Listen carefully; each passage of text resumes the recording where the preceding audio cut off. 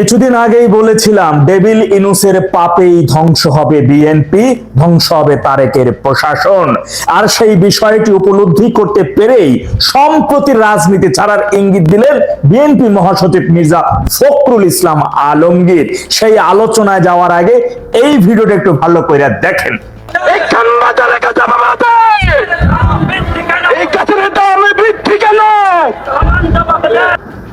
ব্যাপারটা দারুণ না বলুন তো? তারেকের প্রশাসনের পাহারায় স্বাধীনতা বিরোধী জামাতিরা রাজধানীতে গ্যাস বিদ্যুৎ দামের বৃদ্ধির কারণে মিছিল করতেছে। এই খাম্বা তারেকে জবাব দে, গ্যাসের দাম বাড়লো কেন? খাম্বা তারেকে জবাব দে, বিদ্যুতের দাম বাড়লো কেন? বিষয়টা দেখে অন্তত পক্ষে অনেকেই চিন্তা করতে পারেন কি সর্বনাশ, স্বাধীনতা বিরোধী যারা দেশ জানে না জানি এরা দেশটাকে কত ভালোবাসে, দেশের মানুষকে কত ভালোবাসে, এইটা ভাবতে পারেন, চিন্তা করতে পারেন। তাদের জন্য আমি আরেকটা ভিডিও রেডি করে রেখেছি, যে এটা হচ্ছে ট্রেইলার, একটা শুটিং এর মতো। এটা তাদের উপরে আমাকে আপনাকে সাধারণ মানুষকে একটা মানে নাটক, উপরের একটা সিনেমা তারা দেখাচ্ছে, কিন্তু মনের ভিতরের কথা কোনটা, এই ভিডিওটা একটু দেখেন।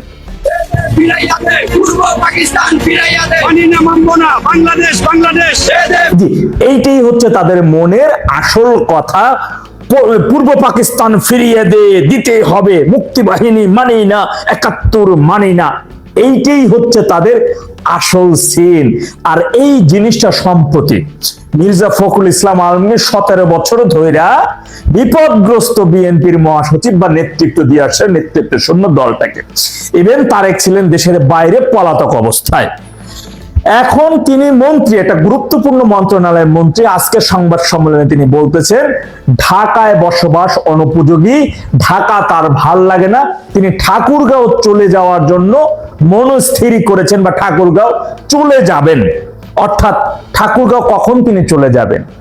রাজনীতি তার কেন্দ্রীয় কার্যালয় ঢাকায়, নয়াপল্টন। তিনি এখন রাজনীতি ছেড়ে দিবেন, মানে এখন তিনি ঠাকুরগাঁও কি বসবাস করবেন? এটি রাজনীতি ছাড়ার ইঙ্গিত নয় কি?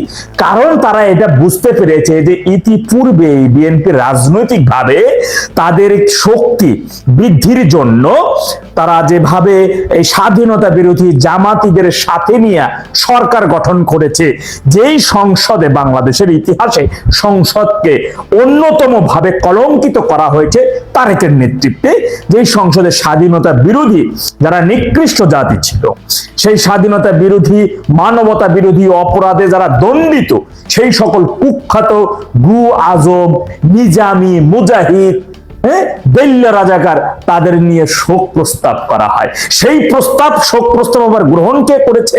কথিত মুক্তিযোদ্ধার নাকি সংগঠক ছিলেন তিনি, একজন বীর বিক্রম খেতাবপ্রাপ্ত মুক্তিযোদ্ধা, সেই স্পিকার হাফিজ আবার সেই শোক গ্রহণ করছে, শোক প্রস্তাবটা। বুঝছেন খেলাটা কোথায়? জামাতিরা তারা ওই যে খালেদা জি একটা কথা বলেছেন, জামাত এরা হচ্ছে মোনাফেক, এরা যে প্লেটে খায় ওই প্লেটেই পটি করে, গ্রাম্য ভাষায় হাগু করে। এখন সেই জামাতিদের সাথে জানি আমরা যে অলিখিত একটা চুক্তি তারা করেছে, যে আওয়ামী লীগের বিষয় তারা এক মিনিটে চলে আসবে, কিন্তু জামাত যে সুযোগ পেলে তাদের বাকি অংশ গ্রাস করে ফেলবে। কারণ 5 তারিখে সফল জঙ্গি হামলার পরবর্তী সময় ফ্রান্স থেকে সেই ক্ষমতার মসনদে বসেছিল ডেভিল ইনুস। আর সেই ডেভিল ইনুস পূর্ব কোনো ঘোষণা ছাড়া চুপিসারে ভোরবেলায় সবাই যখন ঘুমন্ত অবস্থায় রয়েছে, ঠিক এমন সময় ফ্রান্সে উড়ে চলে গেছেন। আর এরই মধ্যে তিনি আন্তর্জাতিক সন্ত্রাসীদের সাথে বিভিন্ন জায়গায় তিনি মিটিংও করেছেন।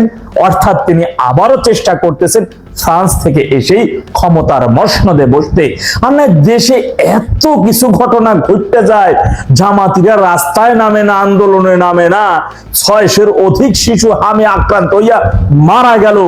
বাংলাদেশের অর্থনীতির অবস্থা আজকে দেখেন, আজকেও সাভার দেখলাম একটা কারখানায় ঈদের ছুটি শেষে কারখানায় আসছে চাকরিতে 1830 জন এসে দেখেন তাদের চাকরি নাই। আজ পর্যন্ত ডেভিল ইনুস থেকে এই পর্যন্ত যতগুলো কারখানা বন্ধ হয়ে গেছে একটা কারখানাও চালু হয় নাই। 30 লক্ষের অধিক শ্রমিকরা বেকারহীনতায় ভুগতেছে, জামাতিরা রাস্তায় নামে নাই। গ্যাসের দাম বৃদ্ধির কারণে তারেকের পুলিশি পাহারায় রাস্তায় নামে খাম্বা তারেকে জবাব দে, গ্যাসের দাম বাড়লো কেন? আবার জামাতিরা বলে ইসলামী ব্যাংকের সাথে তাদের জামাতিদের কোনো সম্পর্ক নাই।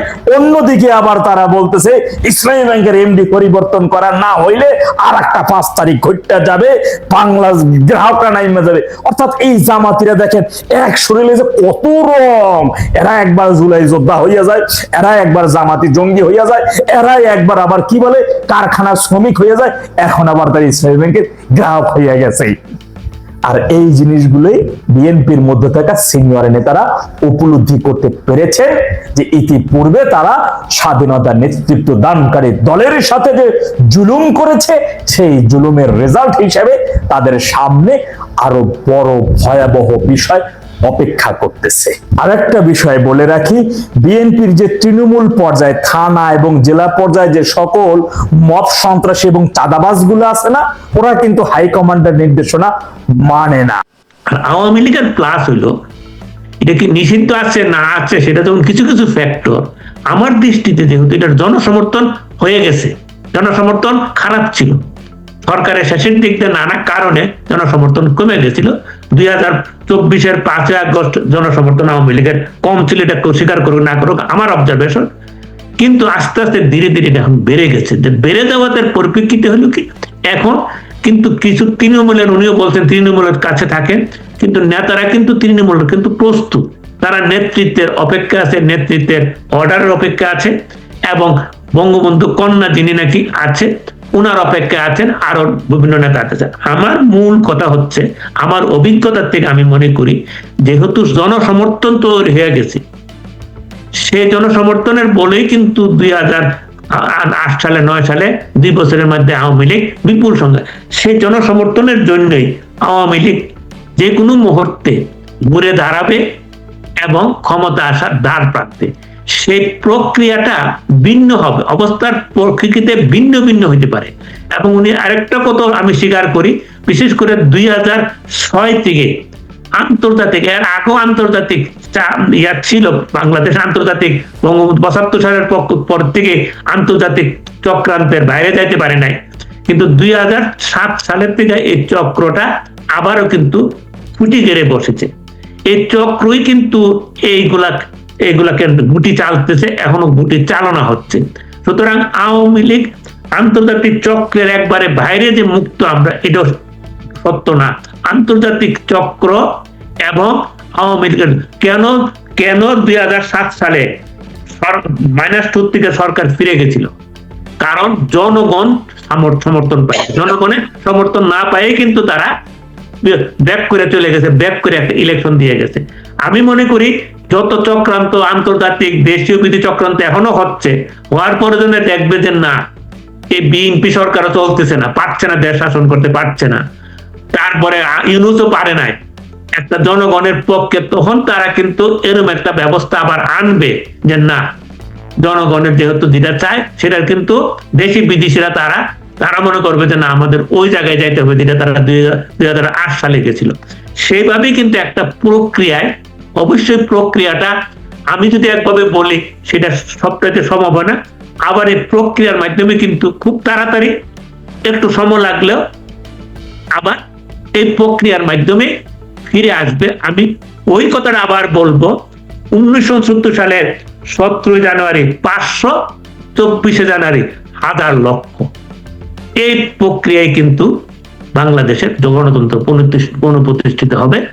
সময়ের জন্য আমরা অপেক্ষা করি, এবং আমি যেটা অনুরোধ করি, আজকে 6 দফা দিবস, 7 জুন 6 দফা দিবসের সামনে রেখে, আমাদের যে জন্য 6 দফা, আমি সেই স্কুল জীবনে যে সংগ্রাম করেছি, একই ধরনের সংগ্রাম কিন্তু একটু ভিন্ন আঙ্গিকে, সেই সংগ্রাম সেদিন ছিল স্বাধীনতা, আজকের হলো স্বাধীনতাকে রক্ষা করা, পুনঃপ্রতিষ্ঠিত করা, সেইটাকে অনুপস্থিত করার যে আমরা সংগ্রাম, সেখানে আওয়ামী লীগ সহ মুক্তিযুদ্ধের পক্ষে সবাই কিন্তু অংশীদার। আওয়ামী লীগ সেখানে একটা অগ্রগামী দল, যেহেতু তারা মুক্তিযুদ্ধের পক্ষের দল, অসাম্প্রদায়িক দল, এই অগ্রগামী আমরা সবাই কিন্তু সম্পৃক্ত হয়ে আছি, এবং এই সম্পৃক্ততার ফলেই কিন্তু এই বিস্ফোরণটা হবে।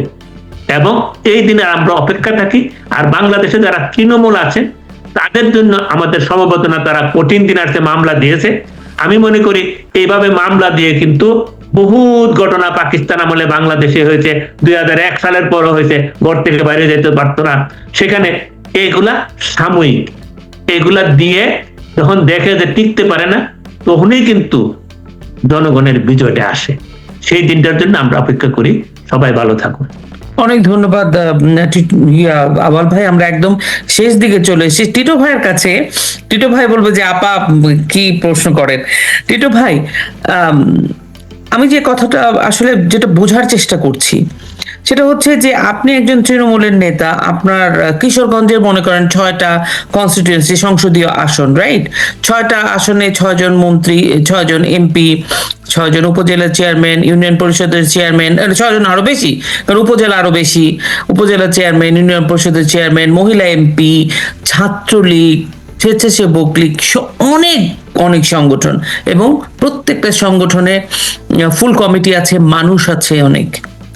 আমি যেটা জানতে চাই যে ছাত্রলীগের কথা, ছাত্রলীগ তো একটা নিষিদ্ধ করে ফেলছে সন্ত্রাসী সংগঠন হিসেবে, এবং সত্যি কথা বলতে এই যুদ্ধটাতে জয় করতে হলে আমাদেরকে, এই যে আমরা একটা প্রতিকূলতা থেকে বেরিয়ে আসতে হলে অভিজ্ঞতা, বুদ্ধি এবং তারুণ্যের শক্তি সবগুলো লাগবে।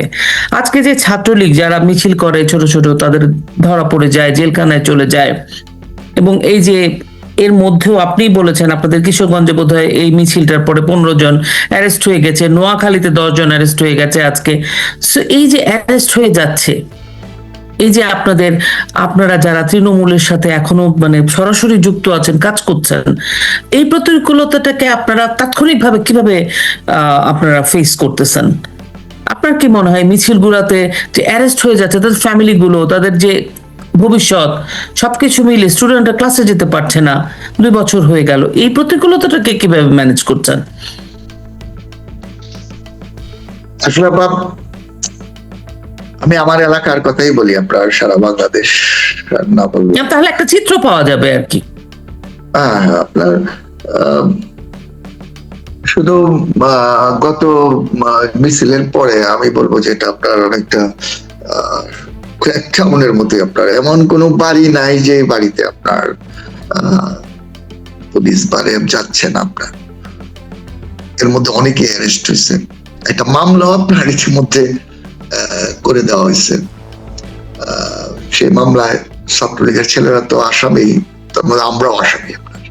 আপনারা তো ছাত্রলীগ করেন না, তো কি বলবো আপা, আমরাও আসামি, আমি 3 নম্বর আসামি।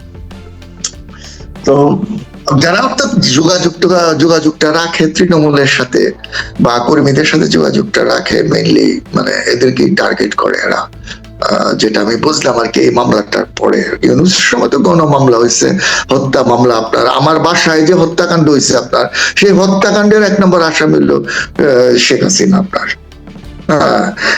আমার বাসার হত্যাকাণ্ডের আসামি শেখ হাসিনা। 2 জন হার্ট অ্যাটাক করে মারা গেছে, আপনার ডাক্তারের সার্টিফিকেট সব আছে। সেই হত্যাকাণ্ডের মামলার শেখ হাসিনা আসামি, আমরাও আসামি। আপনার তো ওইগুলি ছিল এক ধরনের মামলা। কিন্তু বিএনপি সরকার ক্ষমতায় আসার পরে প্রথম আপনার যে মামলা হইলো, আমি যে মামলার স্টাইলটা দেখলাম, মানে দেয়ার ইজ নো ডিফারেন্স। আপনার এর আগেরটা আমার এইটা একই আপনার মামলা, 50 জন আসামি, আর বাকি হইলো কি 300-200 করে হইলো আপনার আপনার কি বলে এটা, অজ্ঞাত স্টাইল একই আপনার। তো এই অবস্থায় আছে আপনার। তবে আপনি যে কথাটা বলছেন আপা, একটার পর একটা ব্যাচ কিন্তু বের হয়ে আসে আপনার।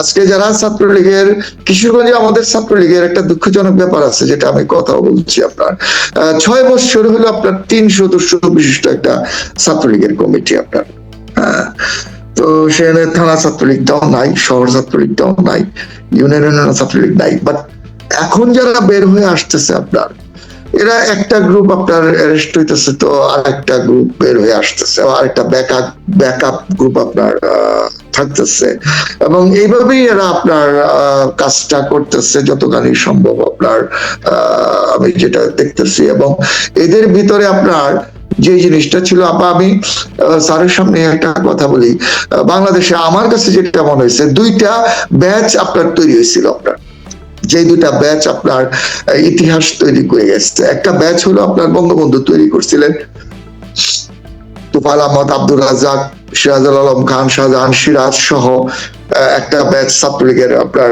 তৈরি করছিলেন, আব্দুল কুদ্দুস মাখন টাখন এরা যারা আছে, নূর আলম সিদ্দিকী। এরা বঙ্গবন্ধু জেলখানায় যাওয়ার পরেও কিন্তু এরা দেশটাকে স্বাধীন করে গেছে আপনার। আরেকটা ব্যাচ আপনার জননেত্রী শেখ হাসিনা তৈরি করছিলেন, সেই ব্যাচটা হলো আমাদের সময়ের বয়স্ক যারা আছেন এরা। আমরা বঙ্গবন্ধুর কন্যার নেতৃত্বে আপনার এই দেশে গণতন্ত্র আনছি আপনার। আমি নিজেও কিন্তু 6 বার জি, আমি নিজেও কিন্তু আপাতত 6 বার জেল কাটছি। আমার সাথে এমন কেউ নাই যে জেলা ছাত্রলীগের সভাপতি সাধারণ সম্পাদক ছিল বা এর নিচে যারা আছে জেল খাটে নাই বাংলাদেশে, এমন কেউ নাই। তো আমরা আমাদের দায়িত্বটা কিন্তু 90 পালন করছি। নট অনলি দ্যাট, আমরা 96 দলকে ক্ষমতা আসার পিছনে কিন্তু এই ব্যাচটার একটা বিশাল অবদান ছিল। তারপরে আপনার 2001 থেকে যে নির্যাতন, 2006 বা 111, তারপরে দল ক্ষমতা আসার পরে দেখেন যাদের বয়স 10 তখন ছিল, 15 বছরের ক্ষমতা, এদের বয়স হচ্ছে 25। এরা কিন্তু ছাত্রলীগের নেতা হয়েছে অনেকটা দুধে ভাতে আপনার, যেটা বাস্তবতা, তো ওরা কিন্তু আমাদের মতো আর্মির লাত্তিগুতা, পুলিশের লাত্তিগুতা, জেল জরিমানা বা মুক্তিযুদ্ধের সময় ট্রিগার টাইনা ছাত্রলীগের নেতা হওয়া মানে হয় না এরা আপনার। আমরা একটা বিশাল প্রক্রিয়ার মাধ্যমে কিন্তু আমরা ছাত্রলীগের নেতা হয়েছিলাম, জেলার সেক্রেটারি হয়েছি, বা আমার সাথে যারা নেতা ছিল এরা হয়েছে, বা আমি সেন্ট্রাল ছাত্রলীগের আপনার মেম্বার ছিলাম। তো ওরা কিন্তু এই জিনিসটা আপনার অনেকটা দুধে ভাতে বড় হয়েছে, কিন্তু যেই কারণে আরো লেট হয়েছে আপনার, আমার কাছে যেটা মনে হয়, এই দুধে ভাতে বড় হওয়া ছাত্রলীগ, এই যে আপনার অত্যাচার নির্যাতন, বাবারে না পাইলে ছেলেরে না পাইলে বাবার উপরে অত্যাচার, ছেলেরে না পাইলে মারে, নামাজের মধ্যে আপনার জব করে মারে ভালো, আপনার বাড়ি ঘর হামলা ভাঙচুর, এইগুলি দেখতে দেখতে দেখতে দেখতে এরা আপনার গত 2 বছরে আপনার এরা আমার মনে হয় যে আমাদের চেয়ে অনেক বেশি আপনার ইস্পাত কঠিন যে মানে মনোবল পরিণত হয়েছে রাজনৈতিক, যে যা হওয়ার তো হয়েছে, যা হওয়ার হবে। এই জায়গায় আপনার এই ব্যাচটা চলে আসছে। আমি মনে করি যে এই ব্যাচটা আগামীতে আরেকটা ইতিহাস তৈরির ব্যাচ হবে বলে আমি বিশ্বাস করি। এই অত্যাচার নির্যাতনের মাধ্যমে আপনার নতুন নেতৃত্ব তৈরি হয়, আপনার ত্যাগী নেতৃত্ব তৈরি হয়। আমি বিশ্বাস করি যে আপনার এই যে নতুন ব্যাচটা, এই ব্যাচটা আগামী দিনে আরেকটা ইতিহাস তৈরি করবে বলে আমি বিশ্বাস করি। এবং আপা এটা নিয়ে আপনি মানে তৃণমূলে যে অবস্থাটা আছে আপনার, এটা ব্যাচের পর ব্যাচ বের আসবে। আপনি যত জেলখানায় ঢুক, ব্যাচের পর ব্যাচ আপনার বের হয়ে আসবেই। একবারে ধরে নিচ্ছে, আরেকবার রাস্তায় চলে আসবে, আরেকবারে ধরে নিচ্ছে, পাশের বাড়ির ছেলেটা রাস্তায় চলে আসবে। বাংলাদেশের মানুষ আপনার যত বেশি অত্যাচার করবে, তত বেশি মানুষ আপনার ঐক্যবদ্ধ হবে আপনার। এইটাই ইয়াহিয়া খান আপনার করছে, ইয়াহিয়া খান টের পায়ে গেছে, আপনার জিয়াউর রহমান সাহেব করছে, উনিও দেখে গেছে, এরশাদ সাহেব করছে, উনিও দেখে গেছে। তো সুতরাং এদের যে অত্যাচার, সেই অত্যাচারিত হয়ে আপনার ব্যাচের পর ব্যাচ আসবে আপনার। আমি যতটুকু জানি যে যাদেরকে গ্রেপ্তার করছে, এদের আশপাশ বা বিভিন্ন যারা আছে এরা যোগাযোগ করছে আমার সাথে, এরা বলছে যে আমি জিজ্ঞেস করছি ওদেরকে কি অবস্থা, বা ওদের জামিন টামিন, বা আমাদের অ্যাডভোকেটদের একটা টিমও আছে আপনার, যারা জুনিয়র 90 আন্দোলন যারা করছে, বা আমাদের যে জুনিয়র বেশটা, এরা আইনজীবী হিসাবে আপনার ওদেরকে আপনার পয়সা ছাড়া আপনার ওইখানে আমাদের 15-20টা ছেলে আছে, ওরা কাজ করে এবং এদের খোঁজ খবর রাখে এবং এদের ফ্যামিলির খোঁজ খবর রাখে। আমরাও যতটুকু পারি করি। একদল বাড়িতে আছে তো আরেক দল নামতেছে, আরেক দল বাড়িতে আছে তো আরেক দল যাইতেছে আপনার। এটা চলছে আপনার, এবং এটা চলবেই আপনার। তো আমরা আশা করছিলাম বাস্তবতা যেটা আপা, যে ইউনূসের মতো এরকম একটা গাদ্দার, বেঈমান, দেশ লুণ্ঠনকারী, রক্তচোষা ড্রাকুলা সে চলে যাওয়ার পরে তারেক রহমান যেহেতু 17 বছর ইউরোপে ছিলেন, তিনি হয়তো বাংলাদেশে আপনার যেটা সত্যিকার অর্থে তিনি হয়তো বাংলাদেশে একটি মানে অবাধ গণতান্ত্রিক মুক্ত পরিবেশ তৈরি করবেন।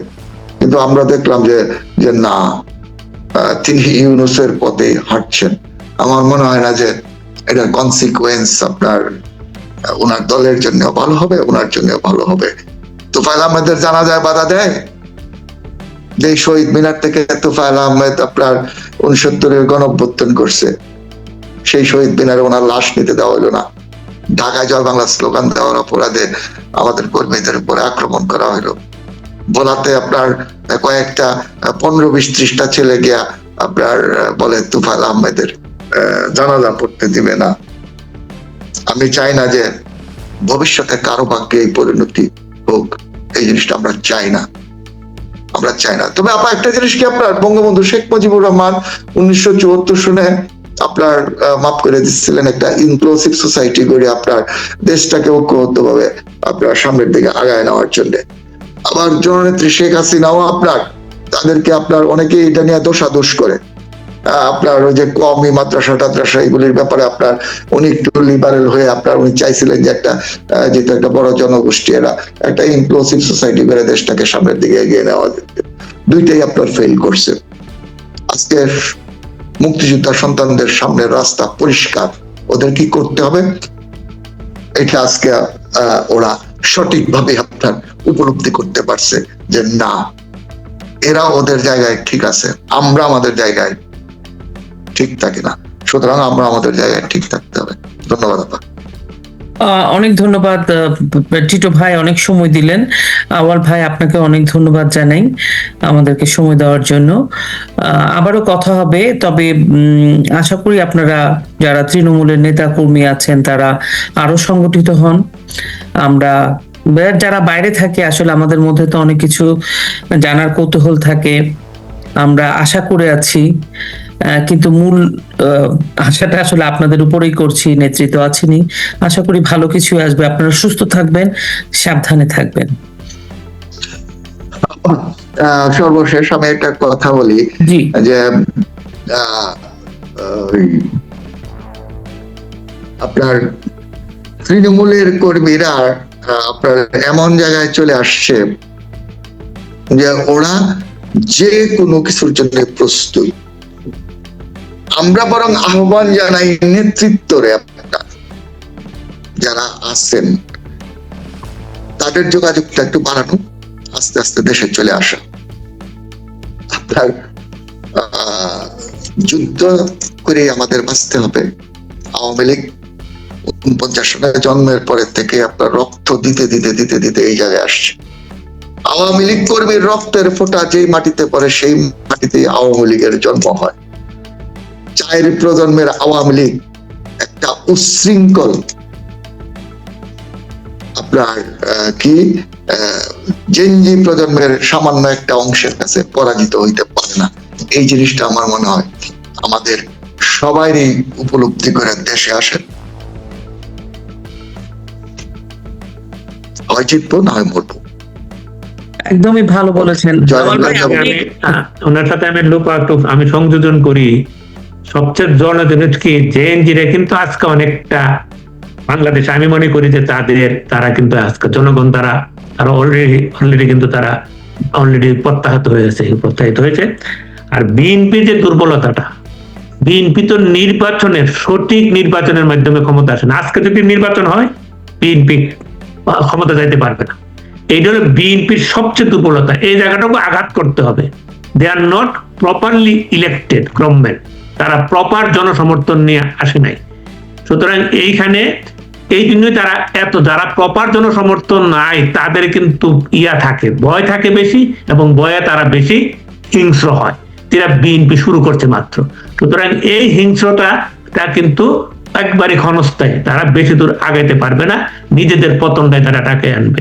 আমাদের জন্য আমি অনুরোধ করে এবং শিক্ষাবিদ হিসাবে বিদেশ থেকে আমার যে সহ আলোচক বলছেন, আপনারাও ঐক্যবদ্ধ থাকুন এবং ঐক্যবদ্ধ থাকলে আওয়ামী লীগ, ঐক্যবদ্ধ থাকলে আমার অভিজ্ঞতা আওয়ামী লীগ তখন আমরা বলতাম, আমি স্কুলে পড়ি যে এই আর্মি দিয়ে কিভাবে যুদ্ধ যদি ভারত এখানে আক্রমণ করে কি করবে, এই কয়টা আর্মি দিয়ে আমরা প্রতিদিনই যাইতাম স্কুলের শেষে আর্মিগুলোকে দেখার জন্য। এটা আমরা তো তখন আমাদের বুঝে যতটুকু হতো ওটুকু কিন্তু আমার স্পষ্ট মনে আছে। এরপরই দেখলাম যে কয়েক মাস পরে 1966 সালে আমাদের জাতীয় জনক বঙ্গবন্ধু, তখন উনি শেখ মুজিব, উনি 6 দফা দিলেন এবং এই 6 দফা দেওয়ার পরে আমি তখন 6 দফাকে সম্পূর্ণ বোঝার ক্ষমতা আমার হয় না, আমি স্বীকার করবো, কিন্তু এটুকু বুঝতেছিলাম যে পাকিস্তানের শোষণ, উপনিবেশ, বঞ্চনার বিরুদ্ধে একটা প্রতিবাদ এবং একটা দফা সাহিত্য শাসন, আমরা সবকিছু আলাদা আলাদা, আমাদের একটা সত্তা থাকবে, এটুকু আমি বুঝেছি। এবং আমি মনে আছে ওই 6 দফার জন্য 1966 সালে আমি স্কুল থেকে পালায়ে যে মিছিল করেছি এবং ব্রাহ্মণবাড়িয়া শহরে মিছিল করতে যায় পিঠের মধ্যে একটা বাড়িও খেয়েছি পুলিশের, সেটাও কিন্তু আমার মনে আছে এখন। এই আমার সম্পৃক্তটা একটু বলে নিলাম। এরপর আস্তে আস্তে দেখলাম কিভাবে এরপর বঙ্গবন্ধু যখন 6 দফা দিলে, আমি আজকে কেন বলছি 6 দফাটার কথা, আমি আলোর কথা দিলাম। 6 দফা দেওয়ার পরে পাকিস্তান আইয়ুব খানের সরকার 6 দফা বিরোধিতা করেছে, এটাতে কোনো সন্দেহ নেই, ভালো কথা, সরকার করছে। কিন্তু আমাদের এই দেশের লোকেরা এই তখন পূর্ব পাকিস্তানের আওয়ামী লীগ ছাড়া প্রায় প্রত্যেকটা দল 6 দফার বিরোধিতা করছে। মৌলানা ভাসানী উনি 6 দফার বিরোধিতা করছে। মুসলিম লীগের আইয়ুব খানের মুসলিম লীগ ছিল কনভেনশনাল মুসলিম লীগ, কায়ুম মুসলিম লীগ 6 দফার বিরোধিতা করছে। জামাত ইসলাম 6 দফার বিরোধিতা করছে। 66 সনে তারা এই 6 দফাকে কাউন্টার করার জন্য তারা পিডিএম নাম দিয়ে, পাকিস্তান ডেমোক্রেটিক মুভমেন্ট নাম দিয়ে 8 দফা আইন দ্বারা করাইছে।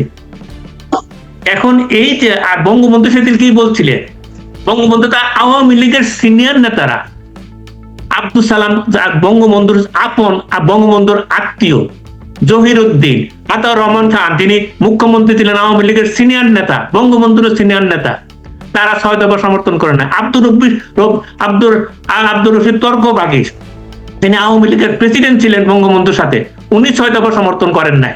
বঙ্গবন্ধু বাধ্য হয়ে 1966 সালে 6 দফা দেওয়ার পরে মার্চ মাসে আওয়ামী লীগের সম্মেলন করতে বাধ্য হইলেন, কারণ তার লোক নাই।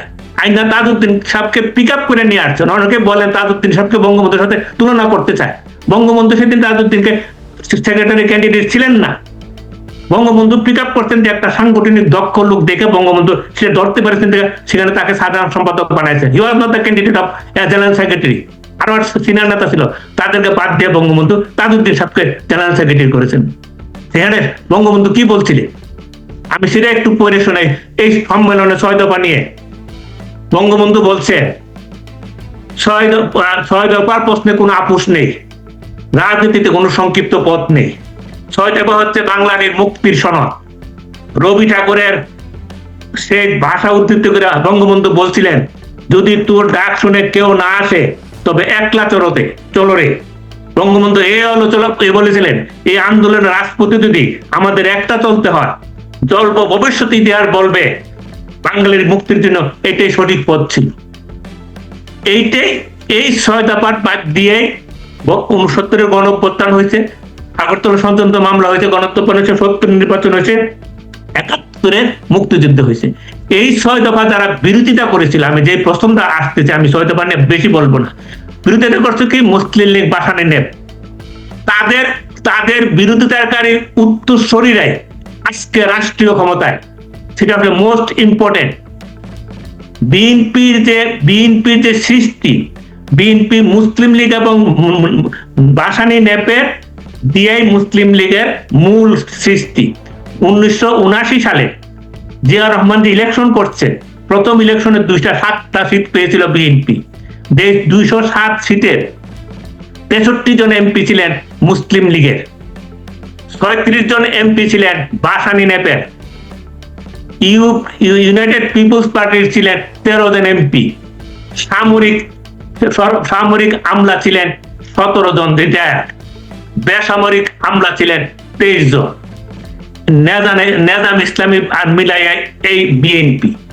অর্থাৎ যে 6 দফা বাঙালির ম্যাগনা কাটা, যে 6 দফা বাঙালির মুক্তিযুদ্ধের সনদ, 20 মন্ত্র, যে 6 দফাকে বিরোধীরা পাকিস্তানের মন্ত্রী বলছিলেন, কেন্দ্রীয় মন্ত্রী পাকিস্তানের, এই 6 দফা নিয়ে 1966 সালের 14 ডিসেম্বর কেন্দ্রীয় আইনমন্ত্রী SM জাফর জাতীয় সংসদে বলছিলেন পাকিস্তানের, sir, they are the enemies of the country, we shall hunt them, we shall unmask them, and we shall put them on the national record as enemies. Sir, this is the country of patriot, and they have wrongly chosen the country. We shall diminish them, we shall watch them, we shall finish them. এই ছিল কেন্দ্রীয় মন্ত্রীর বক্তব্য।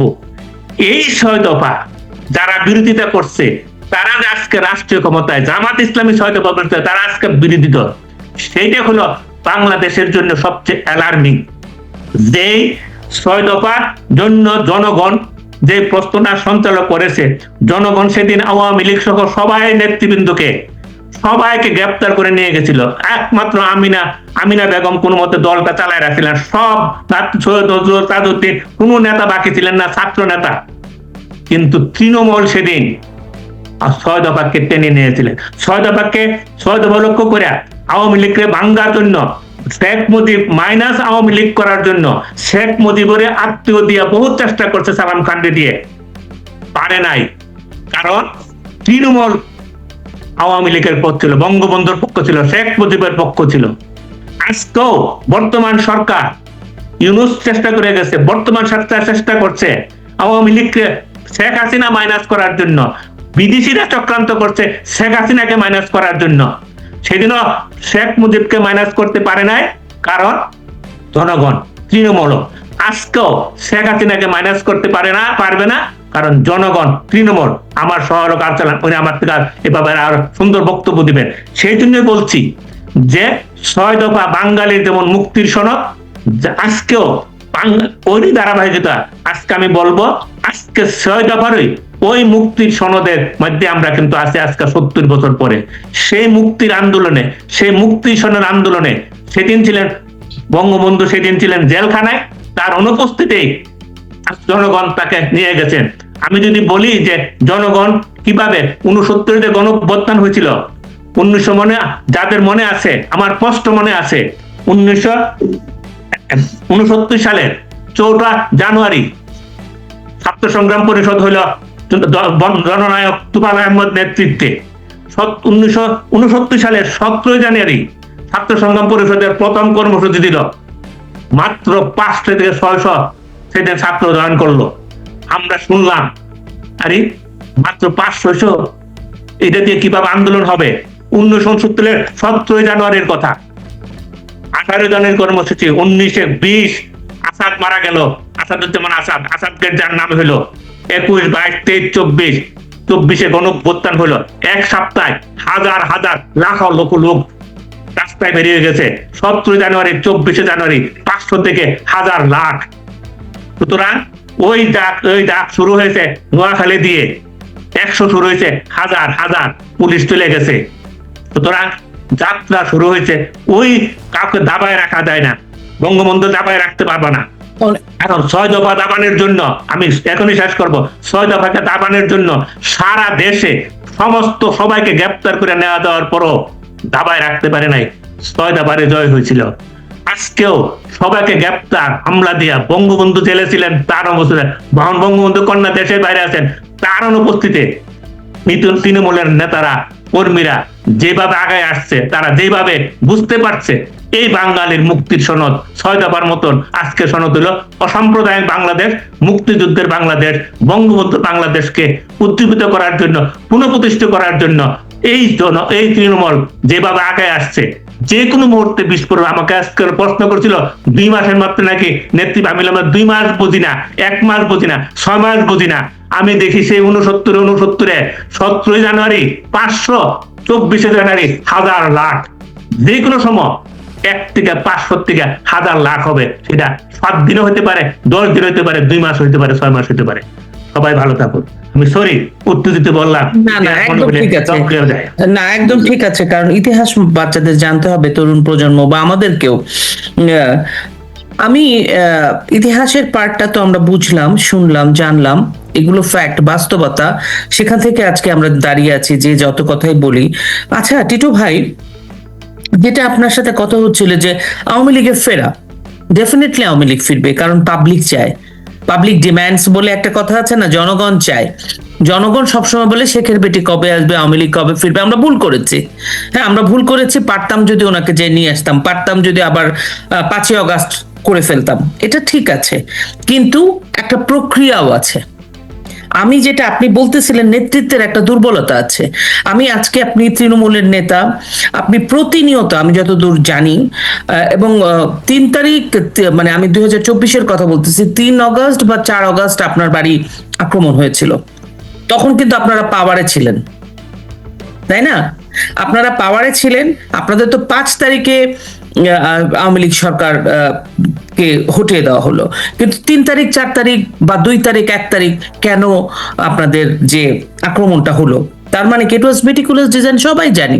সেটার একটু প্রেক্ষাপটটা যদি বলেন কি হয়েছিল অল্প করে। কিন্তু আমি জানতে চাই, এই যে দীর্ঘ সময় 15 বছর 7 মাস ক্ষমতায় ছিল আওয়ামী লীগ, দলটির ভেতরে নানা ধরনের মানে একটা মানে কেন্দ্রীয়করণ, দলীয়করণ, আভ্যন্তরীণ অনেক শোনা যায়।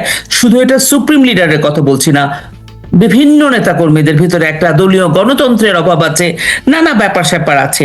তো আপনার কি মনে হয় আওয়ামী লীগ তার নিজস্ব রাজনৈতিক সংস্কার করে, বা আওয়ামী লীগ আসলে কিভাবে ফিরতে পারে? আপনি একজন নেতা হিসেবে কিভাবে, আপনার সাজেশনটা কি হবে সেটা আমি জানতে চাই, আপনার মতামতটা কি হবে?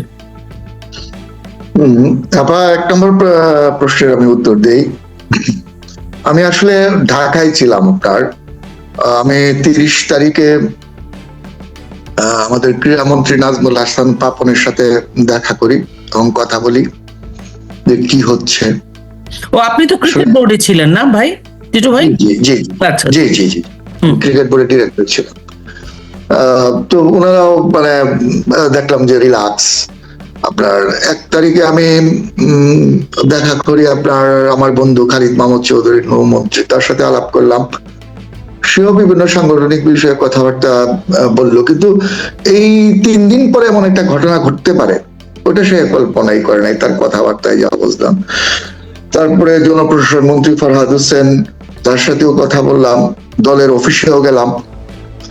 আসলে এই ধরনের একটা ম্যাসাকার হবে আমি যতটুকু দেখছি, আমি তো আপনার মফস্বলের একজন মানুষ, তো আমার কাছে মনে হয় নাই যে তাদের মধ্যে এই ধরনের কোনো প্রস্তুতি ছিল। আপনার আমি যতটুকু আমি দেখছি আর কি, অনেকটা রিল্যাক্সেই ছিলেন।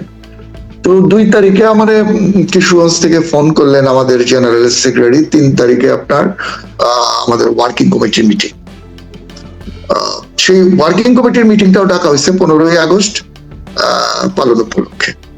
সামনে কি মহাবিপদ আছে আসলে কেউ মাথাতেই নাই, এবং আমরা এটা আসলে বুঝতে পারি না, জানিও। তো আমি ওই দিন রাত্রে 2 তারিখ রাত্রে কিশোরগঞ্জে রওনা দিই এবং ওয়ার্কিং কমিটির মিটিং 3 তারিখে হয়। সেখানে সার্বিক পরিস্থিতি বিবেচনা করে আপনার আমরা সিদ্ধান্ত নেই যে 4 তারিখ আগামীকালকে সকালবেলায় আমরা পার্টি অফিসে অবস্থান নেব, আমরা পার্টি অফিসে অবস্থান করব। সেই সময় ছাত্রলীগকে দায়িত্ব দেওয়া হয়, যুবলীগকে দায়িত্ব দেওয়া হয়। আমি ওই যেহেতু তৃণমূলে পলিটিক্স করি, আমার উপর দায়িত্ব দেওয়া হয়। আমি সারা রাত নেতা কর্মীদের সাথে যোগাযোগ করি, করে সকালবেলা আপনার ভোরবেলা আমার ঘুম হয়। হঠাৎ করে আপনার যেটা অবাক ঘটনা, গুলির শব্দে আপনার আমার ঘুম ভাঙে। আওয়ামী লীগ অফিসটার থেকে আমার বাসা খুব কাছে, মানে জি 300-400 গজ আপনার। তো আমার গ্লাসের মধ্যে আপনার বিকট শব্দ। তো তখন আপনার আমি লাফ দিয়ে উঠি, কি হলো দেখি যে ঠিক 10টা বা 10:15 এরকম একটা কিছু বাজে আপনার। তো আমার বাসায় আমার ফ্যামিলি ছিল না, আমার সাথে আমার একটা ভাইগনা ছিল, তাকে আমি বললাম যে কি হয়েছে করে, যে মামা আওয়ামী লীগ অফিস আক্রমণ করছে এবং বাসার মধ্যে আক্রমণ করছে। তো দেখি যে আপনার বিকট শব্দে আপনার গুলির শব্দ এবং গ্লাস দিয়ে আপনার ভাঙতে ছিল, ঢুকতে ছিল। তো আমি তাড়াতাড়ি করে আপনার প্যান্ট শার্ট পরে আপনার ফোন করার চেষ্টা করি আমাদের নেতৃবৃন্দরে, কি হইতেছে আসলে আমি ঠিক বুঝতেছিলাম না আপনার। তো ফোন করার পরে এরা বললো যে পার্টি অফিসে আক্রমণ করছে, অনেকেই আহত হঠাৎ করে। তো আমি প্যান্ট শার্ট পরে আমি বললাম যে ঠিক আছে আমি নামতেছি। এর মধ্যেই আপনার দ্বিতীয়বার আক্রমণ। তখন আমি বুঝতে পারলাম যে আপনার যেভাবেই হোক এই যদি জঙ্গিদের, তখন তো আমরা জানি না আসলে জঙ্গি, এদেরকে মোকাবেলা করা না যায়, এরা যেভাবে আপনার মানে বারবার আক্রমণ করতেছে, এদেরকে অবশ্যই আপনার অন্ততপক্ষে সরায় দিতে হবে এই জায়গা থেকে। যেটা রাজনীতিতে হয়, মারামারি হয়, গোলমাল হয়, দৌড়াদৌড়ি হয়, তারপর দুই দল দুই দিকে চলে যায়। আমরা সিম্পলি ওইভাবেই নিছি। তারপরে আমি নিচে নামে সেখানে অনেক নেতা কর্মী ছিল, তাদের নিয়ে আমি পার্টি অফিসের সামনে যাই এবং ছাত্রলীগের ছেলেরাও সেখানে ওদেরকে মোকাবেলা করার জন্য অনেক চেষ্টা করছে। তারপরে আমি পার্টি অফিসে যাওয়ার পরে সেইখানে আমরা তাদেরকে মোকাবেলা করার চেষ্টা করি এবং যেহেতু একই শহরের মানুষ আমরা, তাদেরকে চলে যাওয়ার জন্য আমি অনুরোধ করি। হ্যাঁ, এবং সেখানে অনেক আপনার ঘটনা ঘটে যায়, এগুলি আর না বললাম না। একটা পর্যায়ে আমি এদেরকে নিয়ে, ছেলেদেরকে নিয়ে বললাম যে ঠিক আছে চলো, ওরা যেহেতু অনেক দূরে চলে গেছে আমরাও চলে যাই। তো আমি আসার পরে আমার বাসার মধ্যে আইসা আমি ঢুকলাম। আমি দোতলার মধ্যে ছাত্রলীগের সভাপতি সুমন মোল্লা, ছাত্রলীগের সাংগঠনিক সম্পাদক লুৎফুর রহমান নয়ন, থানা ছাত্রলীগের সভাপতি secretary, ex secretary Suleman, Awami লীগের ধর্ম বিষয়ক সম্পাদক মাসুম খান, জয়েন্ট সেক্রেটারি আপনার এক্স শিবলি, আমরা এরকম 8-10 জন উপরে উঠে কথা বলতেছিলাম যে কি হলো। আসলে আমরা বুঝতেছিলাম না যে এই ধরনের একটা ঘটনা ঘটতেই পারে। কি হলো, এর মধ্যে আপনার চারদিক থেকে হঠাৎ করে আপনার স্লোগান, নিচে কিন্তু আমাদের কর্মীরা ছিল, স্লোগান দিয়া আমার বাসায় আক্রমণ করে, এমন ভয়াবহ ভাবে আক্রমণ করে আপনার বাসার নিচে যারা ছিল তাদেরকে নির্দয় ভাবে কোপানো হয়, অনেকের হাত পায়ে রোগ কেটে দেওয়া হয়। নিচে আমার ভাড়াটিয়ার গাড়ি ছিল, সেই গাড়িতে আগুন দেওয়া হয়, আমার গাড়িতে আগুন দেওয়া হয়। করোনার সময় আমি প্রায় 100 অক্সিজেন সিলিন্ডার কিনছিলাম আপনার রুগীদেরকে, যারা হাসপাতালে জায়গা না পায় তাদের বাড়িতে গিয়ে আমি একটা সৈয়দ আশরাফুল ইসলাম হটলাইন ব্রিগেড করছিলাম। ওই ছেলেরা গিয়ে, ছাত্রলীগের ছেলেরা গিয়ে নাকের মধ্যে অক্সিজেনটা দিয়ে আসতো। তাছাড়া আপনার খাদ্য সামগ্রী তো আছেই ব্যাপকভাবে। এই অক্সিজেন সিলিন্ডার গুলিও ছিল, সেখানে গান পাউডার দিয়ে আপনার আগুন লাগায় দেয় এবং আগুন লাগানোর পরে সেখানে আমার বঙ্গবন্ধু সৈনিক লীগের সাধারণ সম্পাদক জুলকার নাইন, তাকে ধরে আপনার আমার গাড়ির মধ্যে আগুনের মধ্যে আপনার ফেলায় দেওয়া হয়। আমার বাসার যে আপনার কেয়ারটেকার ছিল, তার স্ত্রী প্রেগনেন্ট ছিল 3 মাসের, তো সে ডাক্তার দেখাতে আসছিল মেইনলি, তো সে আগুনে পুড়ে মারা যায়। তার 6 বছরের একটা বাচ্চা ছেলে, তারও শ্বাসনালী পুড়ে যায়, তার হাজবেন্ডেরও শ্বাসনালী পুড়ে যায়। লাকিলি তার ছেলেটা এবং তার হাজবেন্ড আপনার প্রায় 18 দিন আইসিইউতে থাকার পরে ভালো হয়ে ফিরে আসে। আর মবিন, আমাদের কষা করিয়াল ইউনিয়ন যুবলীগের যুগ্ম সাধারণ সম্পাদক, সে এক বাপের এক ছেলে, তাকে জবাই করে হত্যা করা হয়, রড ঢুকায় দেওয়া হয় পিছন দিকে। এগুলো সব তো 3 তারিখে না টিটো ভাই, না 4 তারিখ? 4 তারিখ। নৃশংস আপনার, নৃশংস। আমার কথা হচ্ছে যে 4 তারিখে তো আপনারা ক্ষমতায় ছিলেন, আর এই যে যারা এগুলো করতে আসছে তারা তো এলাকারই কেউ হবে, মানে বাইরে থেকে নিশ্চয়ই আসে নাই, নাকি বাইরে থেকে আসে? সবই অপরিচিত না পরিচিত? আমি বাবা বলি, সেখানে আপনার 4 তারিখে। তারপরে যখন আমরা চারদিক থেকে ধোঁয়া এসে এমন ভাবে ঢুকতেছিল যে আমরা এই যে 27 জন ছেলে ছিল আমার সাথে, এরা ছাত্রলীগ করে, বিয়ে করে নাই, শাদী করে নাই, সংসারে কোনো দায়িত্ব, জীবনটাই তো ভালো করে দেখে নাই আপনার। তো আমি চিন্তা করতে আসছিলাম যে হাও এদেরকে রক্ষা করতে হবে, এবং আমি ওদেরকে বলি যে দেখো আমি তোমাদের বড় ভাই, আমি তোমাদের কথা দিলাম যে আমার মৃত্যুর আগে তোমাদের গায়ে কেউ হাত দিতে পারবে না, এবং আমি যেভাবে তোমাদের এক্সিট রুট বের করে দিব। আমি জানতাম না কেউ বের করবো, বাট আমি ওদেরকে এই কথাটা বলি। এই দিক দিয়ে আপনার ঢাকায় আমাদের যে আত্মীয় স্বজন ছিল, কিশোরগঞ্জে ছিল, এবং এটা বোধহয় যতখানি আমি জানছি যে নেত্রী পর্যন্ত যায়, এবং যখন আমাদের মুহূর্ত প্রায় শেষ দিকে আপনার আমরা চিন্তাটা ভিন্ন দিকে নিচ্ছি, তখন প্রশাসন হস্তক্ষেপ করে এবং পুলিশ আসে, আর্মি আসে, রেব আসে। আসার পরে আপনার ওরা আসার পরে যখন এরা গুলি করতে করতে ঢুকে, তখন জঙ্গিরা আপনার সরে যায়, জঙ্গিরা সরে যায় এবং দরজা ভাঙিয়ে আপনার আমাদেরকে বের করে, এবং আমরা প্রাণে রক্ষা পাই। এটা হলো আপনার বাস্তবতা। একটা বিষয় জানতে চাই, সেটা হচ্ছে যে এটা হচ্ছে একটা লম্বা সময় ধরে এই আক্রমণটা ওরা চালালো। একটা প্রেগনেন্ট মহিলাকে আগুনে ছুড়ে ফেললো, একটা ছাত্রলীগের একটা নেতাকে। এটা একটা লম্বা সময়। আপনারা শুরুতেই ফোন করেননি নাকি প্রশাসনের আসতে বা পুলিশ বা আর্মির আসতে দেরি হয়েছিল? দর্শকরা ভুলে গেলে আমি এই জন্য জানাতে চাই আর কি। না, আমরা শুরু এনে প্রায় 1.5 ঘন্টায় আপনার যজ্ঞ ছিল আপনার।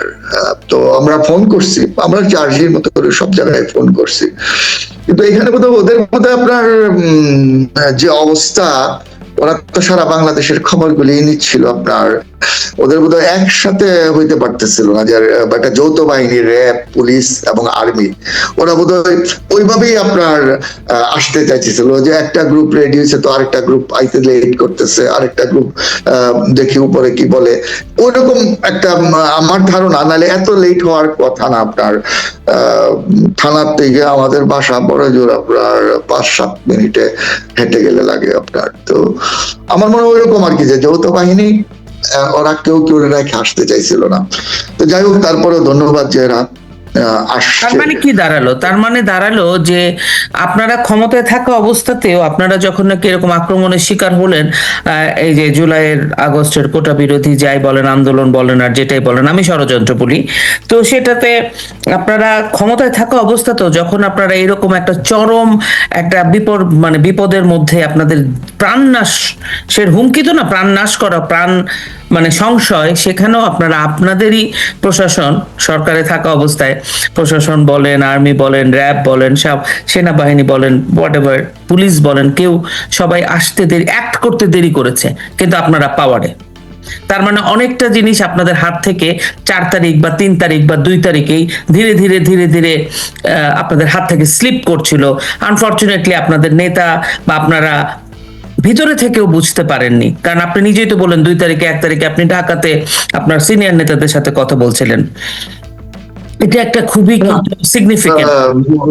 উই ডোন্ট নো, বাট এটা তো সত্য যে আপনার এক কথায় উত্তর দেওয়া যায় যে ম্যাট্রিকুলাস ডিজাইন। ভিতরে কি ছিল, ষড়যন্ত্রের গভীরতা কতটুকু ছিল, সেটা আমরা জানতাম না, হয়তো বা কেউ জানতো। হ্যাঁ, আপনারা জানতেন না, কেউ জানতো। আমি একবার নানক ভাইয়ের একটা ইন্টারভিউ করছিলাম, উনি বলেছিলেন সব কথা তো বলা যায় না, আমি বই লিখছি, যদি বেঁচেও না থাকে আমি বলবো। আপনিও প্রায় বলেন যে আপা বলে যাই, বাঁচি বা না বাঁচি, কিন্তু এই যে বাঁচা বা না বাঁচা, একজন নেতা হিসেবে, একজন পলিটিশিয়ান হিসেবে আপনার কি বেঁচে থাকার অধিকার নাই? আমি এই বিষয়টাই আমি টিটো ভাই আপনার কাছে যে প্রশ্নটা শুরুতে করেছিলাম, যে এই যে দলটার ফেরা, দলটা যে এরকম একটা ভয়ঙ্কর বিপর্যয়ের মধ্যে পড়ে গেল বা তাদেরকে ফেলা হলো মেটিকুলাস ডিজাইন এই লুপহোলস গুলো, ফর এক্সাম্পল আমরা যে ইউনিটটাকে ভাঙা যায় কিভাবে, ভিতরে যদি লুপহোলস থাকে সেই জায়গাটাতেই তো মানুষ ব্রেক করার চেষ্টা করে।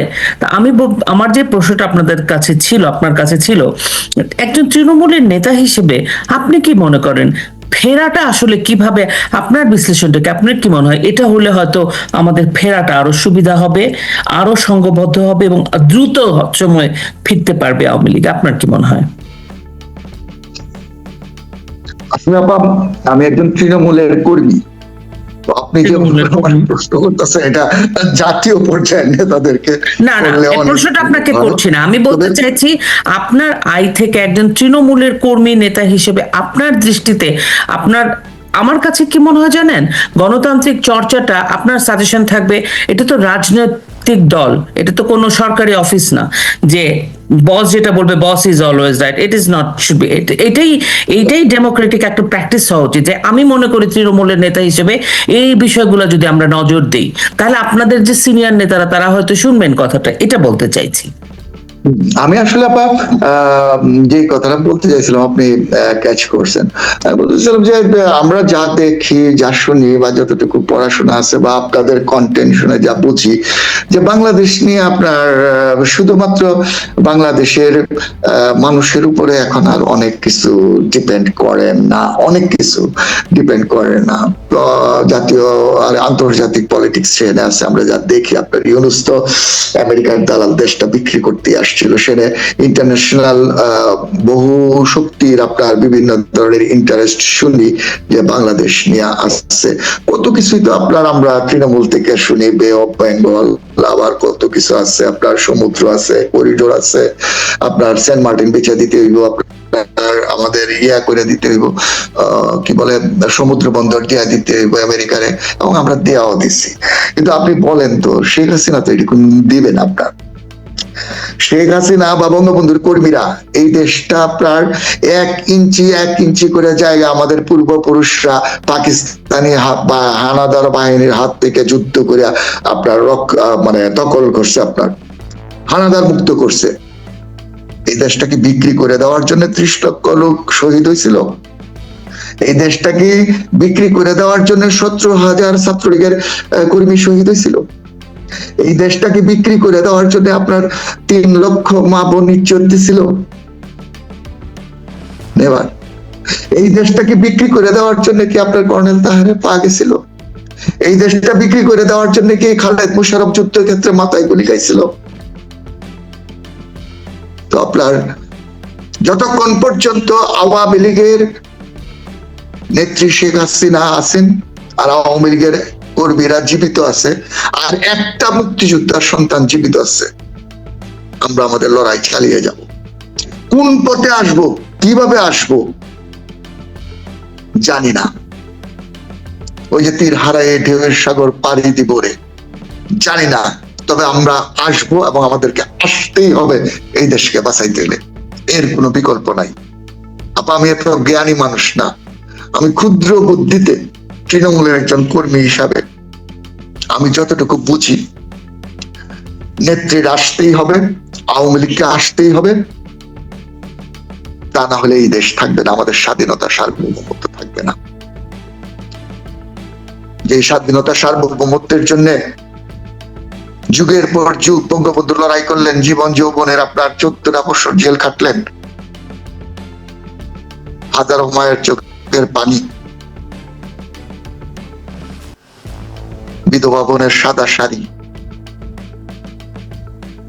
আর ছেলেহারা বাবার যে হাহাকার, সেই হাহাকারের মধ্যে দিয়ে আপনার রক্ত দিতে দিতে ইতিহাসের বাঁকে বাঁকে আপনার দেশটা স্বাধীন করলো এই রাজাকার আলবদরদের হাতে দিয়ে দেওয়ার জন্য না। মৃত্যু মানুষের পার্থিব জীবনের অবসান ঘটায়, কিন্তু সবকিছুর কি অবসান ঘটাইতে পারে? তাহলে বঙ্গবন্ধু আমাদের মাঝে বেঁচে আছেন কিভাবে? চার নেতা আমাদের মাঝে বেঁচে আছেন কিভাবে? মুক্তিযোদ্ধারা আমাদের মধ্যে বেঁচে আছে কেন, কিভাবে? যাদেরকে আপনার কারফিউ দিয়ে ফাঁসি দেওয়া হয়েছে আপনার মুক্তিযোদ্ধাদেরকে, তারা বেঁচে আছেন কিভাবে? সুতরাং মৃত্যুরে আওয়ামী লীগের কর্মীরা আপনার ভয় পায় না। আমরা এই কথাটা আমি বললাম যে একটা বিশৃঙ্খল সেনাবাহিনী, আমাদের কোটি কোটি কর্মী, একটা বিশৃঙ্খল সেনাবাহিনীরে আপনার আবার যুদ্ধের জন্য প্রস্তুত করার জন্য একটু সময়ের প্রয়োজন। আমার মনে হয় নেত্রী সেই সময়টাই নিচ্ছেন। সঠিক সময়ে মুক্তিযোদ্ধার সন্তানরা দ্বিতীয়বারের মতো এই দেশ থেকে আপনার এই জঙ্গি আলবদর রাজাকার মুক্তিযুদ্ধ বিরোধী শক্তির আপনার আমরা এই প্রজন্মের ছেলেরা অবশ্যই অবশ্যই আপনার দেশ বিরোধী শক্তিকে উৎখাত করবে।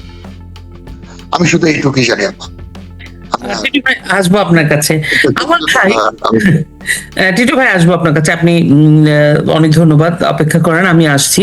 আওয়াল ভাইয়ের কাছে এই বিষয়টা আমি জানতে চাই।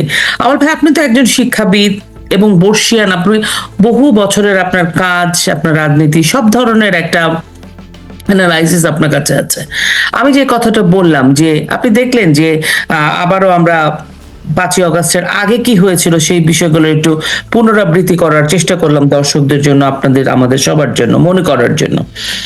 এই যে একটা রাজনৈতিক দল, আমরা সবাই বলে আওয়ামী লীগ ফিরবে, আওয়ামী লীগের ফেরা উচিত, বাংলাদেশের মানুষ চায় আওয়ামী লীগ ফিরুক এবং আওয়ামী লীগের যে সহযোগী সংগঠন আছে সেগুলোও পুনরুজ্জীবিত হোক, কিন্তু আওয়ামী লীগ ছাত্রলীগের মতো সংগঠনকে নিষিদ্ধ করে রেখেছে।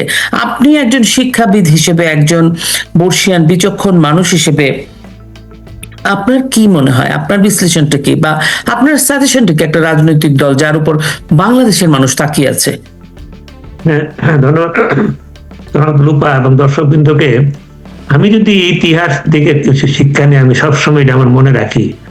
1972-73 সালের ঘটনা মনে আছে। আমি তখন বিশ্ববিদ্যালয়ে পড়ি, স্বাধীনতার পর বাংলাদেশের তখন অবস্থার মধ্যে সিরাজ শিকদার হরতাল দিছে। সিরাজ শিকদার হরতাল দিছে কোথায় শুনি যে সে মুন্সিগঞ্জে না কোন দিকে থাকে, আর আমি হলাম ময়মনসিংহে। আমরা গিয়ে দেখি ছাত্ররা ক্লাসে, কয়েকজন ছাত্র সবাই কিরে কি খবর আসে না কেন, সেখানে দেখি ছাত্রলীগ ছাত্র ইউনিয়ন তখন তো 2 পার্টি ছিল, জাফত হয়েছে, কেন আসে না? সিরাজ শিকদার হরতালের ভয়ে। আর কোথায় সিরাজ শিকদার, কয়টা তার সাপোর্টার আছে, এই ভয়ে দেখা যাচ্ছে এখানে আসতেছে না। এখানে কারো তো কোনো সিরাজ শিকদারের কোনো অ্যাক্টিভিটিও দেখি না, কিন্তু তবু যদি মনে করে যে 2 জন যদি থাকে গুলি করে যদি কিছু করে, এই ভয়। এটি বঙ্গবন্ধুকে হত্যা করার পরে আওয়ামী লীগকে নিষিদ্ধ করতে চাইছে, কিন্তু আওয়ামী লীগ পর্যায়ক্রমে 21 বছর লাগছে আসতে, ধীরে ধীরে। কারণ এটা জনসমর্থন সম লাগছে, এটাও সত্য, এটাও স্বীকার করতে হবে। এখন 2007 সালে যখন আবার বিপর্যয় আসছে রাজনীতির উপর, সেটা কিন্তু আওয়ামী লীগ সাথে সাথে কিন্তু আওয়ামী লীগ ব্যাক করছে, 2 বছরে ব্যাক করে ফেলছে। কারণ ব্যাক করছে, জনসমর্থন তখন পক্ষে ছিল। ব্যাক করাটা নির্ভর করে জনসমর্থন কতটা তাড়াতাড়ি হয়। এখন এইবার যে জনসমর্থন ছাড়াই বিএনপি ক্ষমতা আসছে, এটা স্বীকার করতে হবে। বিএনপি সরকার আসার মতো সরকার ছিল না, কিন্তু বিভিন্ন কাজ করতে তারা কিন্তু ক্ষমতায় চলে আসছে।